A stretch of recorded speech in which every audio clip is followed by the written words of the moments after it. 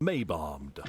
Pooka crouched, his belly pressed to the floor, his long black tail lashed behind him. He must protect the cottage. The marauder's black eyes glittered through the shadows under the chair, daring him to do battle. Pooka struck with lightning speed, fearless in his ferocity. His foe wiggled and tried to escape, but the cat was relentless. He sunk his teeth deeply into the enemy, and gripping tightly, he raked its body with his deadly back claws. Flesh tore, and guts spilled onto the Persian carpet in little green bits. You do realize that's the last catnip mouse you'll get until Yule? Asked Elsie from the stairs. The kitten sat up, filled with his victory of his epic battle. His chest puffed out proudly. Which means you and the cottage will be safe all year until then. He shut his eyes and purred, waiting for the pat on his head. But Elsie walked right past him into the kitchen to start breakfast. The little cat's eyes flew open in surprise. No pat on the head, no cuddles and scritches or congratulatory "well done." And on top of that, his beloved catnip mouse was now a pile of shredded fabric and herbs on the floor. Oh, the unfairness of it all. He stomped into the kitchen, trailing behind the little witch, decidedly out of sorts. Elsie stoked the fire in the stove and put the kettle on for tea. Eggs or oatmeal? She asked him. I don't care, growled Pooka. Pancakes? She said. Pooka loved pancakes. With blueberries? He asked. Elsie smiled. The cat felt a tiny bit better, and his spirits were brightened further when Elsie announced that Beltane was in a few days. That meant a trip into the forest and meadows to gather ferns and flowers for May baskets. It meant tiptoeing out in the early hours of the morning to leave anonymous baskets of flowers and goodies on the doorsteps of friends and not getting caught. And afterwards, there would be dancing around the maypole and a glorious picnic feast in honor of the great wedding between the god and goddess of nature. Pooka loved Beltane, maybe even more than pancakes. He watched as Elsie gathered and counted the baskets she'd found at yard sales and the village flea market. She pointed to each one in turn. There's Miss Epstein the librarian, Nathan and his grandma, Mr. Abercrombie the pharmacist, Farmer Gilroy and his wife, and then there's Lucy the flower lady, Lavinia Hinkle, and— Wait a minute, Pooka interrupted. We're giving one to Miss Hinkle again this year? She hates May Day, and she always throws the flowers from her basket in the trash. Elsie grinned and winked at him. No, she doesn't. She just says she does. Remember?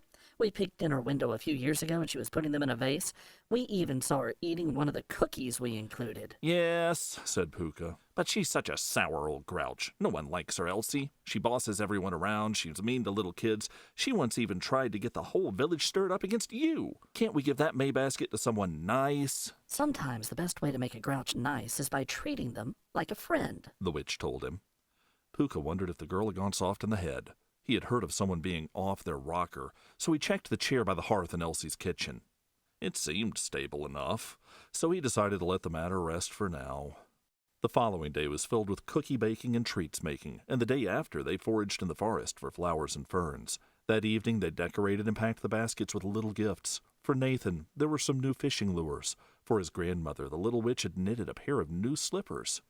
These were tucked into a basket filled with white daisies and sunny yellow daffodils. For the librarian, Elsie had made some pressed flower bookmarks and assorted herb teas. These were now nestled among pink roses and green ferns. Miss Hinkle's basket included long stalks of fragrant lavender bundled and tied with purple ribbon, lavender lemon cookies, and several packets of seeds from Elsie's garden. Poor little seeds, sighed Pooka. I bet they'll be too scared to grow in Miss Hinkle's yard. The witch gave him a look which told him he'd better be quiet for now. With the flowered baskets and their assorted gifts for each person assembled on the kitchen table, the little witch and her cat retired to bed. They woke early the next morning before the sun was up to grab the baskets and distribute them through the village. Her arms full, Elsie stepped out on the darkened porch and immediately tumbled arse over tea kettle down the steps. Pooka gazed down in alarm. Are you okay? He asked. The witch answered, I think so, but what did I trip over? Pooka looked. On their doorstep were, what seemed to him, about 1,000,000 gazillion trillion baskets, each filled with flowers and little gifts. I think we've been Maybombed, he said. What's that? Asked Elsie, rubbing her ankle. The cat rolled his eyes. You really have to keep up with the times. Maybombs are when someone sneaks up and leaves you a May basket first, before you leave one on their porch. Actually, he just made that up. He gazed again at all the baskets. I think the whole village Maybombed us. Elsie's eyes were huge. No way. People from the village left us May baskets? In the faint light of the rising sun, she began to poke among the offerings. From one basket, she pulled a little book on herbs. I'll bet this is from Miss Epstein, the librarian. She crowed. Yes, I recognize those pink roses from her garden. And the one with snickerdoodle cookies has to be from Mrs. Gilroy, the farmer's wife. I think the snickerdoodles were meant for me, said Pooka eagerly. This is strange. Really strange, mumbled Elsie as she peered into another of the baskets. The cat stopped trying to open the package of snickerdoodles and looked at her. What is? He asked. A lace hanky, a bottle of fresh cream, and a crocheted mouse filled with... Elsie sniffed it. Yes, that's catnip. A catnip mouse? Somebody loves me! Hooted Pooka and dashed over to join her. What's so strange about that? The little witch pointed to the flowers in the basket. Cowslips. Cowslips, she said. I only know of one place around here where cowslips grow.